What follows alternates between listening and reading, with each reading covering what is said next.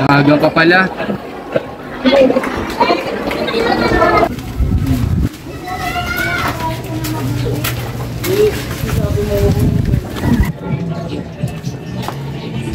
Dala mo ba?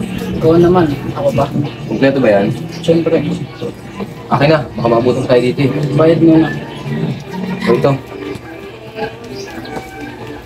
Kulang to ah. Anong kulang? Kulang dyan. Niloloko mo ba ako? Walang niloloko dito pare. Ano yan? Uy, tara na. Nakuha ko na. Uy, nice na. Ito, goods na to. Tara, pasok tayo.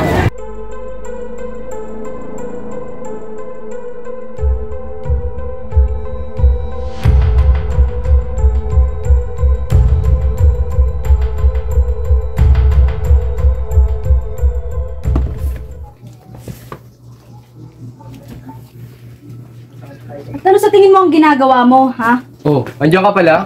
Gusto naman, Franz, para sa anak natin yan. Onti lang naman. Onte, at saan mo na naman gagamitin yan, ha? Sa mga bisyo mo? Bakit ba? Wala ka nang paki dun. Masyado ka maingay. Doon ka nga.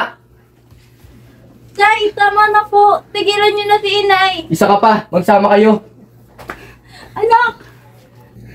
Ano ba? Ang kapal ng mukha mo para saktan ng anak ko? Don, lumayas ka. Ito yung mga gamit mo at huwag ka nang badalik dito, ha? Oo, lalayas talaga ako. Magsama kayo ng anak mo.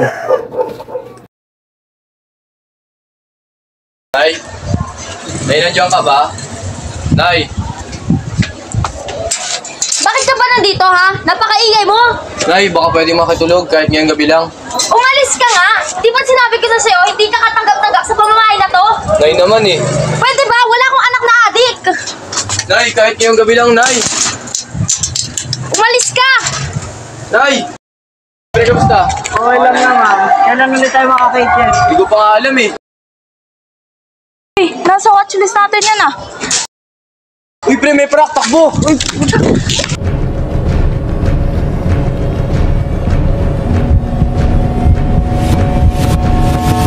Good afternoon, Pastor. Ako po si Liza Thea May Emong, SSLG officer ng paaralang ito. Ang mga bata po ay handa na pong makinig para sa inyong panayam. Ah, sige, handa na ako.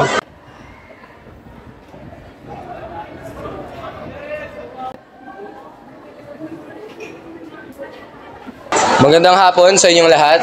Magandang hapon po, Pastor! Ngayong araw naman ay pag-uusapan natin na hindi pa huli ang pagbabago.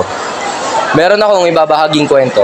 Ito ay tungkol sa lalaking napariwara dahil sa droga. Pero dahil sa salita ng Diyos ay nagbago. At ito ang aking kwento. Hayaan ninyong baguhin kayo ng Diyos sa pamamagitan ng pagbabago ng inyong mga isip para malaman ninyo ang kalooban ng Diyos. Kung ano ang mabuti, ganap, at kalugod-lugod sa kanyang paningin. Hanggat may buhay, may pag-asa. May pag-asa pa ang maging mabuting tao at itama ang mga pagkakamali. Yun lang. Maraming salamat.